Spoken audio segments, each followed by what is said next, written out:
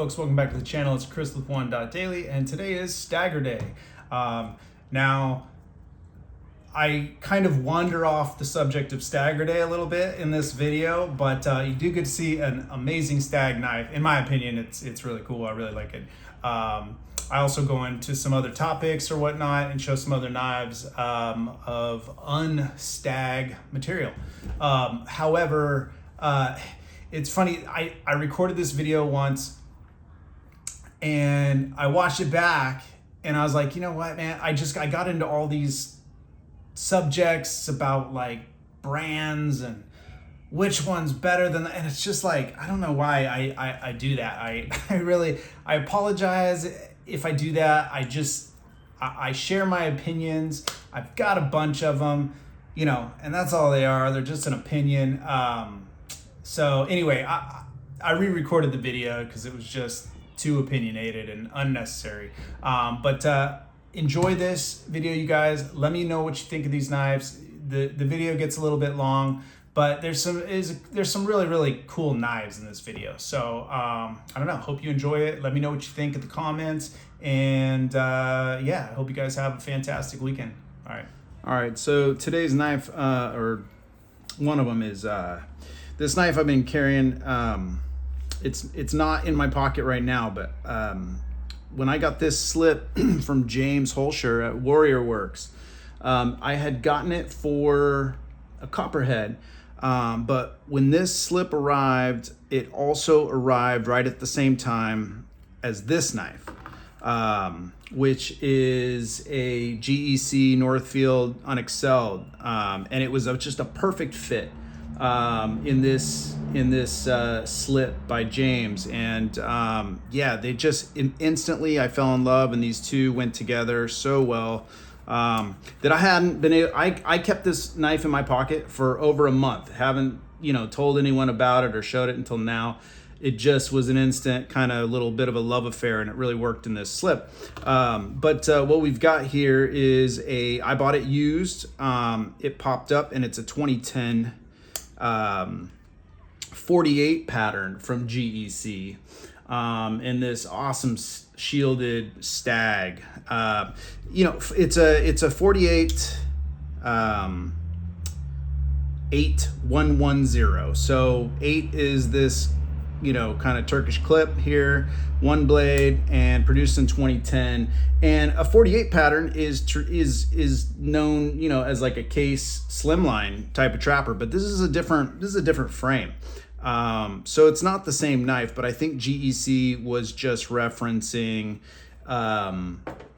you know, something other than a regular size trapper, maybe. I don't know, because this is more of a light trapper frame. And this knife, man, is I just fell in love with it.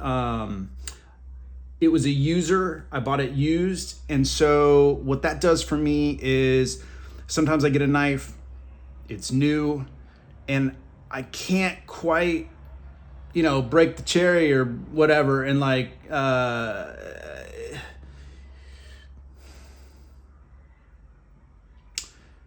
it's new, and, you know, I don't know, I don't want to break the seal maybe, or I have a hard time deciding to. And when they're used, man, it's just so easy to instantly put it in my pocket. Look at that stag. I love the stag that's on this thing. You know, it's already got a little bit of age to it because it's a 2010 and a user, and it's just solid. Like, there's these older GECs, I feel like there was a sweet spot somewhere in there. 2010 was definitely within that wheelhouse, and this thing is just rad. It is a little different. This is what is in my pocket today, which is a GEC 86. And this is what year is this? 2019, I think. I don't know. It's a blade delete. I believe it's a 2019. And around this time, they stopped putting shields on, basically because it was super difficult. So some of this older shielded stag is very sought after. This is a fantastic knife, by the way, that I'm carrying, and I love it. And I got it in this new Doug Browning slip. Look at that. He does really, really great leather work. He's not a YouTuber. He is, I just found him on Facebook, but he has an incredible collection of, well, I mean, he does a lot of GEC collecting, but he's got a great collection. Cool guy. Anyway, he made me that slip. This knife is, I don't know, it's just perfect for me because I have another 48 that is a single blade as well. They make them, you know, two blade and single blade, just like a Case Slimline Trapper or what have you. And that other single blade it's slightly thin because it's bone. And so having the Stag on here, just have a little bit more width to it, is really great in the hand. It feels absolutely perfect. I love the lined bolsters on this guy, just kind of take it to the next level. And it's just a beautiful knife. And one thing I wanted to show you guys today was another knife. And this is, and maybe, Pioneer Knife and Tool. Maybe this will get you going. You like the older stuff. And what this is this is an old original Northfield knife, you know, like GEC or Bill Howard specifically. And the other gentleman, Ken, and I'm missing his name. He's just as important at the company, but Bill Howard is like runs the show, produces the knives type of thing. Him and his company GEC purchased the rights to the name Northfield, which is, you know, Northfield's an old brand dating back to before the turn of the century, the late 1800s kind of. Actually 1858 from what I gather in my reading. And Northfield was kind of one of the first large like plants. I think from what I can tell, some of the knife makers that were organized before that were more like on a co-op type of in a co-op situation, and Northfield was like a group of investors that all got together and kind of started a knife actual like company manufacturer on a little bit of a larger scale. They had quite a few employees at their peak, and they made extremely high quality pocket knives. And I was looking into the Tang stamp on this guy, and I found a couple interesting things I'm going to share with you because, you know, I've been reading this book, and this book is the Great Eastern Cutlery, Northfield and Titty Out. Those are two lines, but to focus on Northfield to begin with, they kind of are this company that I'm talking about. And they started in 1858, and they had this unexcelled logo, this unexcelled logo that they used, and it's a reference to IXL by like George Wostenholm. It's kind of like a play or a take on that, and in here it goes into that a little bit. I'm not going to read it, but it was basically like we are unexcelled, but like a message to kind of like Sheffield makers at the time, because they would compete against one another in world's fairs and this sort of thing, and they would all bring their finest examples of their cutlery and compete against one another. And Northfield was like the first company that kind of beat out the Wostenholms and the Joseph Rogers in those competitions. And they started using this unexcelled, and it's almost like maybe a dig, like we are not IXL, or it could also be interpreted as like not to be excelled, so nothing better. But it's kind of like was a combination of those two things. And there was a lot of like, you know, this was United States was less than 100 years old at this point, and so there was still like, you know, go back and forth between old Sheffield and the new United States. And this was kind of like one of the first companies that put out pocket knives that exceeded the old Sheffield standard, which had always been known as the best, highest quality knife. So anyways, the year 1876 saw the introduction of the unexcelled trademark. So this one here that I'm talking about. A key point for collectors to remember is that the Northfield knife without this trademark would have been manufactured between the 1858 to 1876 time frame. So this knife here does not have unexcelled on it. It just has, and I don't know if I'll be able to get this to read. Yeah, it just says Northfield Knife Co. Okay, so that means that places this knife as being made between 1858 to 1876 time frame. And it talks about there was a later one that was after the actual Northfield plant closed down in 1919, and it was just, those knives were just marked Northfield. So, and then it talks about how they've competed in world fairs and whatnot, and has a bunch of fantastic information in it. But then in the back of this book, which is awesome, is this book is fabulous for a real insight into the cutlery industry, between 1858 up until, the demise of some of these brands, in the 20s and whatnot. And anyway, so in the back of this book, it's fascinating because I got this knife and I thought, a knife this old is almost always worked on to my from my experience. Like it's a very old knife, and throughout time, like a car, like anything else, things need repairs. They're not kept, they're used. So yeah, I just expect that things get repaired and worked on, and there's cracks on these pens. There's possibly a little space in this pen. Who knows? Maybe it's been apart. But one thing I do know is when you look at that back spring and you see that patina there, right? And it matches exactly the patina on the back of the blade. So I am confident that this blade has always been a part of this knife. And if you look at that, look at the way the back spring meets up with that blade, man. This is pre-industrial revolution here. This is the 1800s. There's no CNC machines. That's all hand. And the width of that blade stock and that back spring is really, really neat. So anyway, there's a catalog in the back of this book from 1869. And I thought, that this knife was probably a blade delete, because you guys see me do blade deletes all the time. And, we get a broken secondary blade.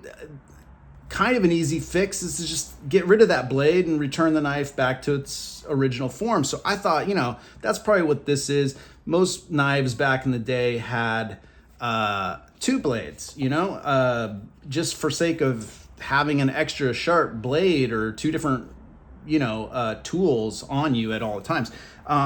So I look back here and I found this knife down here, and because it's got the shield and it looks real similar, but this bolster, if you look close, is a flat bolster. And then I looked above a little bit, and there's no shield on these knives, but the bolsters are the same. The pin placement is exactly the same on them.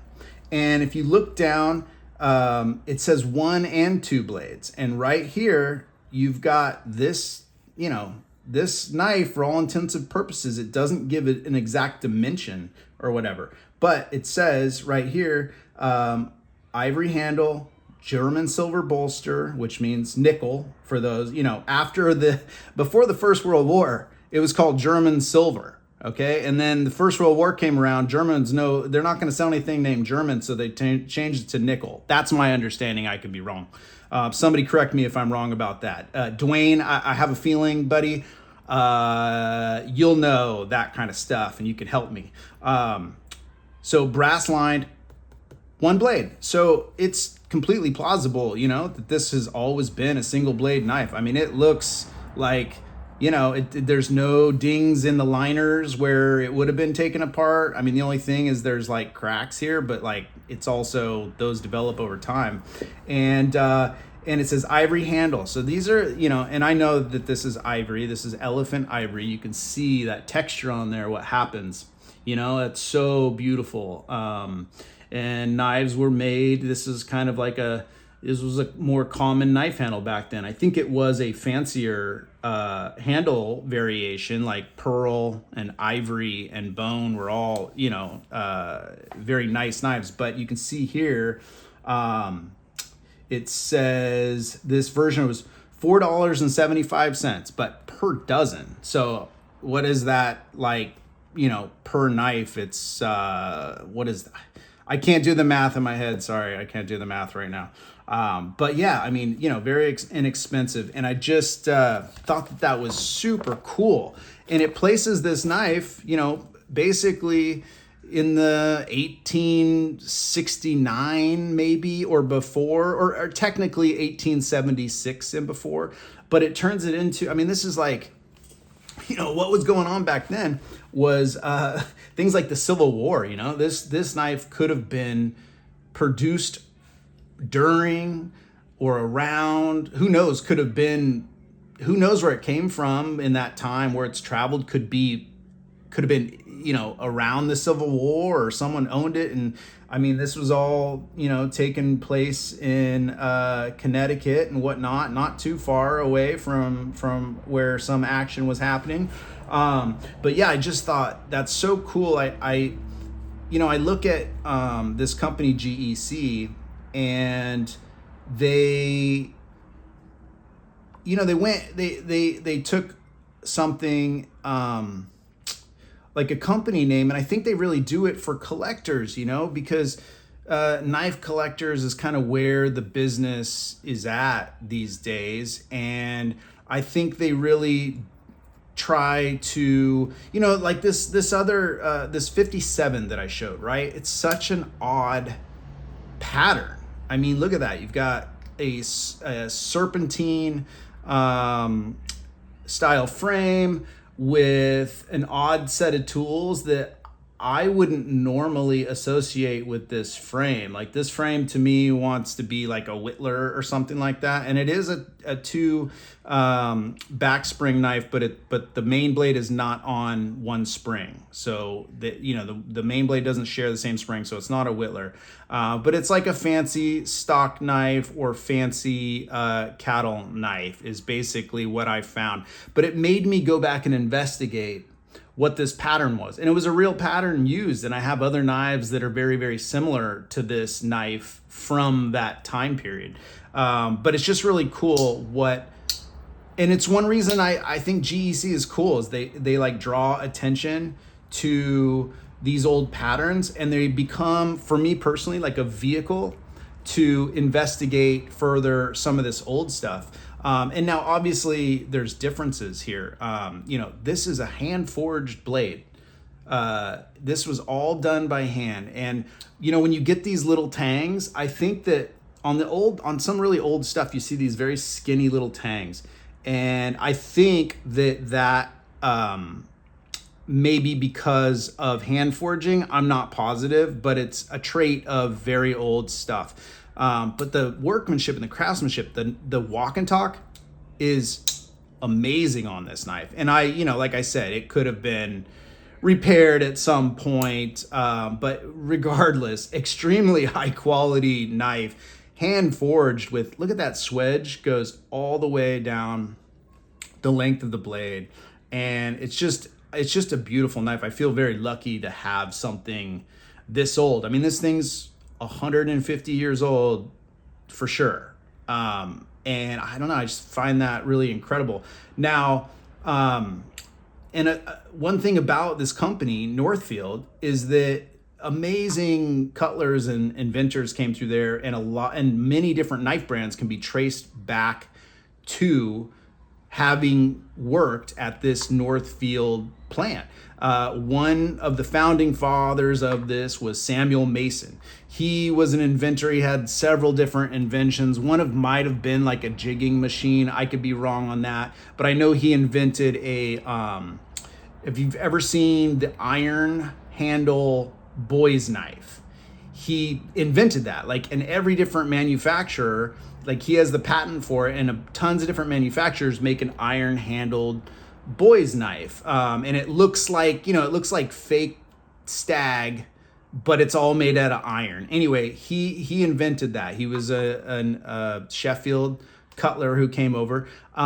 C.H. Platts, Charles Platts. There's two Charles Platts, and I get them very mixed up. One is the original older who immigrated from Sheffield, and then one is one of his sons. And I get them all mixed up because there were several brothers, but the original Charles Platts, who migrated from Sheffield, was spent 20 years as the superintendent of Northfield Knife Company. And then, one of his sons went to New York, worked at Cattaraugus. One of them, it may have been the same one, helped form W.R. Case. And then later, Harvey Platts formed Western States Cutlery around 1911, I think that was. But he came through there. And then after hand forging, okay,